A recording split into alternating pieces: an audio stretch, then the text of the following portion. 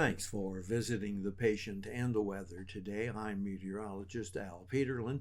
I'd like to talk about the weather health risk for December 10th, 2025. We do keep additional graphics available at tpatw.com. And of course, if you shop Amazon through our shop, Patient Weather, it does support patient weather activities. Looking at the surface map for the 10th, you can see high pressure covering much of the nation, but several interesting issues. We still have that atmospheric river flowing into the Pacific Northwest with a lot of moisture and even snow in the plains, but note there is that strong warm front hanging all the way from Montana down in through Wyoming and into Colorado. The most intense area of low pressure is here over upstate New York, and that front hangs all the way through Harrisburg, down through Asheville, back to Atlanta, and all the way back to New Orleans into southern Texas. Looking at our vitality index, you can see we have three major focus areas of attention: the Pacific Northwest, which we've talked about, the Plains, Mississippi Valley, and Great Lakes, and the eastern seaboard all the way from New England clear down through Pennsylvania and the Ohio Valley along the eastern seaboard and along the Gulf. And rarely do all of these weather elements seem to focus and hang in the same general area. But as you notice, now we'll move on to pressure, one of the most important variables for individuals with headache, arthritis, and a lot of other issues. And we have rising pressure right through this heart of the plains, the Mississippi Valley, and the Great Lakes, and that runs all the way from central Texas, eastern New Mexico, through Oklahoma, all the way up to the Dakotas, picking up again in Missouri over to Illinois, and then into Iowa, Minnesota, Wisconsin, and just the westernmost sections of Michigan.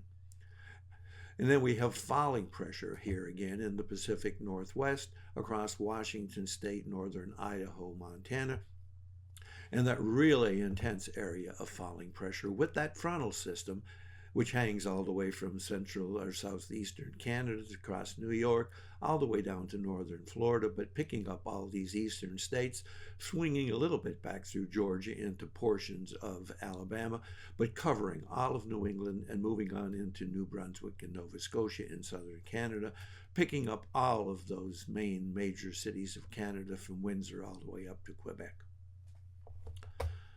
Looking at the change in temperatures, and once again, it follows those general areas of the Pacific Northwest warming along the Gulf and up the eastern seaboard. And let's not get too carried away here. This warming is significant, but it's barely getting everything back to near normal levels. And then we do have this falling pressure here in the heart of the country, with high pressure bringing that Canadian cold down. Interesting, but the dew point temperature map tends to again fall very aligned with the same three general areas of focus: Pacific Northwest, the plains, and the eastern seaboard.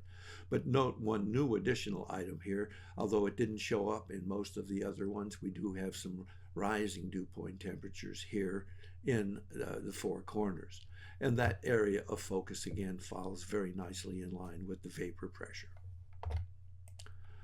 Looking at the POI, or the availability of oxygen in the atmosphere, once again, very well aligned with all of the pressure, temperature, dew point things we've been talking about. Here we have a risk of asthma and arthritis across the Pacific Northwest from Vancouver across Washington, Idaho, Montana, just touching down into Wyoming. And note an area of asthma and arthritis again all the way from southern Texas across Austin, all of Louisiana, very significantly right across the shallow Gulf, and then picking up across northern Florida, moving up the eastern seaboard from the Carolinas through Virginia, Pennsylvania, New Jersey, on up to New York and into Maine, and beyond into all of these southeastern areas of Canada.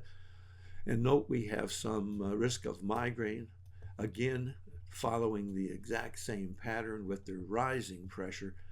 The risk of migraine from northern Texas, eastern New Mexico, all the way up and through the Dakotas, but very significant across the Dakotas, Iowa, Minnesota, Wisconsin, and across Michigan up again into southeastern Canada. One interesting item is, and because Florida is so different than everywhere else, although that very, very eastern coastal area of Florida has just a touch of arthritis and asthma risk, note there's some very small areas of migraine risk here around the Tampa and in the Miami area of the westernmost sections of Florida. Thanks for visiting The Patient and the Weather. If you hurt, let us know where you're located. And again, if you do some shopping on Amazon, if you do it through our Patient Weather storefront, it does support Patient Weather.